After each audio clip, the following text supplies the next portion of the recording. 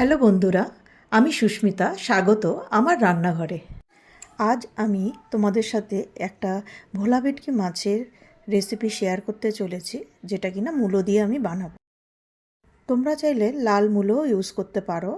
আমি এখানে সাদা মূলো দিয়ে রেসিপিটা তোমাদের সাথে শেয়ার করছি। মাছগুলো আমি ধুয়ে 4 পিস নিয়ে সেটা নুন হলুদ দিয়ে ভালো করে মাখিয়ে কিছুক্ষণ রেখে দিয়েছি। আর মূলোটাও কেটে আমি টুকরো করে নিয়েছি, যেরকম ছবিতে আমি দেখাচ্ছি। তেল গরম হয়ে এসছে, আমি এখানে সর্ষের তেল ইউজ করছি। তো তাতে মাছের পিসগুলো আমি ভেজে ভালো করে তুলে নিচ্ছি।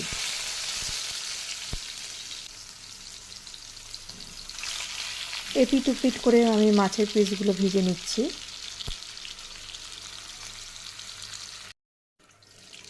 আমি এখানে ঢেকে মাছটা ভেজে নিচ্ছি, মাছটা যাতে ভেতরে কাঁচা না থাকে। মাছগুলো ভেজে তুলে নেওয়ার পর আমি কালো জিরে ফোড়ন দিলাম।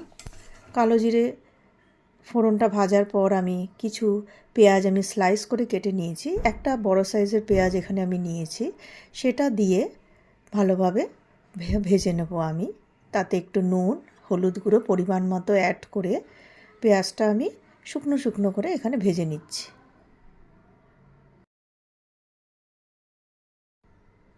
পেঁয়াজটা ভেজে আসার পর তাতে আমি কেটে রাখা মূলোগুলো আমি দিয়ে দিচ্ছি। মূলো পেঁয়াজ ভালোভাবে ভাজতে থাকবো এবং মূলোটা সিদ্ধ হওয়ার জন্য আমি ফ্লেমটা লো রেখে একটা লিড দিয়ে আমি ঢেকে দিচ্ছি। মাঝে সাঝে নাড়াচাড়াও করব যাতে মূলো নিচে লেগে না যায়। কিছুক্ষণ ভাজার পর আমি কিছু বেসিক মশলা এতে অ্যাড করছি। লঙ্কার গুঁড়ো, ধনে জিরের গুঁড়ো। আগে আমি হলুদ গুঁড়ো নুন দিয়েই দিয়েছি। প্রয়োজন পড়লে অল্প জল দিয়ে মশলাটা ভালো করে মূলো আর পেঁয়াজের সাথে ভাজবো। ফ্লেমটা আমি লোই রেখেছি। লো ফ্লেমে যতটা সুন্দর করে ভাজা যায় মশলাটা আমি ভাজতে থাকছি।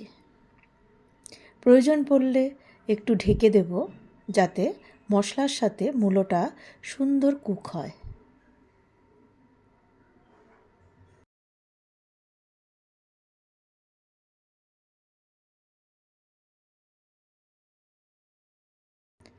কিছুক্ষণ পর যখন মশলা ভালোভাবে কষে এসেছে তখন আমি পরিমাণ মতো জল অ্যাড করছি।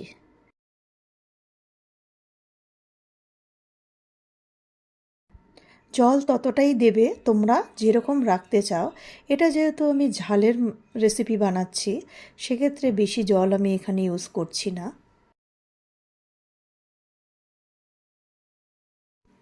জলটা দেওয়ার পর আমি নুনটাও সাথে চেক করে নেব। নুন আর ঝাল সম্পূর্ণ তোমাদের উপর। চাইলে তোমরা লঙ্কার গুঁড়োটা আর একটু বেশি ইউজ করতে পারো।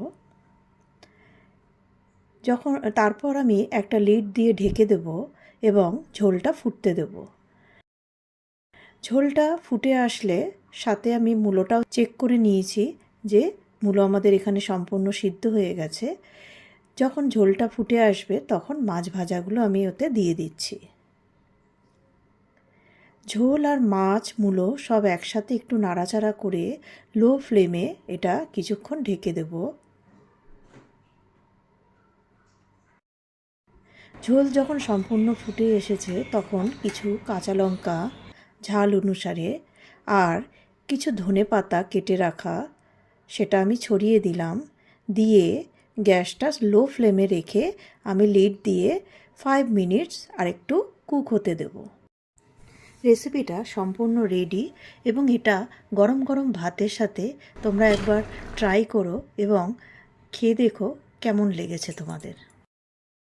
রেসিপিটা যদি সত্যি তোমাদের খুব ভালো লেগে থাকে অবশ্যই তোমরা তোমাদের বন্ধুদের কাছে শেয়ার করে দিও।